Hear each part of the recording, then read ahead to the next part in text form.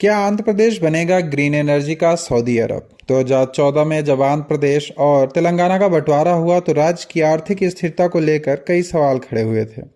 आंध्र प्रदेश ने अपना सबसे बड़ा राजस्व स्रोत हैदराबाद को खो दिया था, जो राज्य के राजस्व का करीब 55 to 60% का योगदान देता था।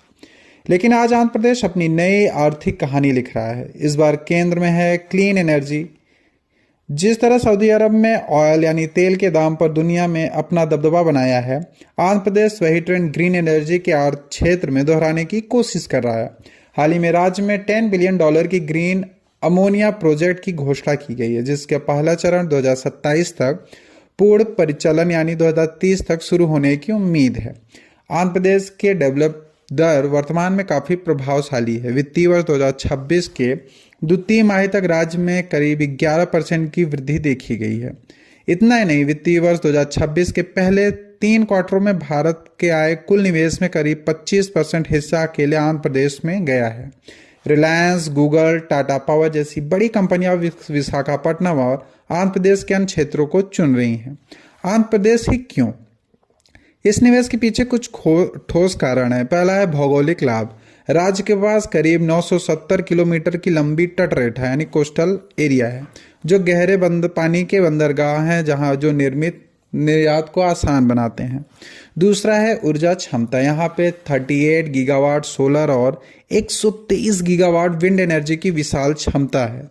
तीसरा है पॉलिसी। 2024 में इंटीग्रेटेड क्लीन एनर्जी पॉलिसी के तहत सरकार ने अगले 5 वर्षों में करीब 160 गीगावाट क्लीन एनर्जी स्थापित करने का लक्ष्य रखा है। इंसेंटिव्स क्या हैं? निवेशकों को आकर्षण करने के लिए सरकार ने कई बड़े वादे किए हैं। पहला है सोलर और विंड मैन्युफैक्चरिंग प्लांट लगाने पर 25% की कैपिटल सब्सिडी दी जाएगी।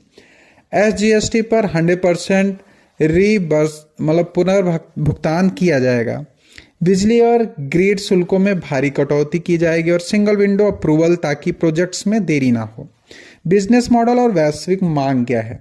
यहाँ पर मॉडल केवल बिजली पैदा करना नहीं, बल्कि पावर से मॉलिक्यूल्स तक जाना है। हाइड्रोजन के बजाय ग्रीन अमोनिया पर ध्यान दिया जा रहा है, क्योंकि इसका परिवहन आसान और उर्वरक और शिपिंग उद्योग में इसकी भारी मांग है। जर्मनी की कंपनी यूनिपर ने पहले ही काकीनाडा प्रोजेक्ट से ग्रीन अमोनिया खरीदने के लिए समझौता किया है, और जापान व दक्षिण कोरिया जैसे देश भी यहाँ पर निवेश की ओर देख रहे हैं। चुनौतियाँ। हालांकि राह इतनी आसान भी नहीं है। पानी की कमी, मांग की अनिश्चितता और अंतर्राष्ट्रीय प्रतिस्पर्धा जैसे कि ऑस्ट्रेलिया, मिडिल ईस्ट से बड़े जोखिम हैं। सबसे महत्वपूर्ण बात है नीतिगत स्थिरता, ताकि सरकार बदले पर निवेशकों का भरोसा न टूटे। यदि आंध्र प्रदेश 2030 तक ग्रीन हाइड्रोजन की लागत को प्रति $2 प्रति रुपए किलो के नीचे लाने में सफल रहा, तो यह न केवल भारत के लिए बल्कि पूरी दुनिया के लिए एक गेम चेंजर साबित हो सकता है।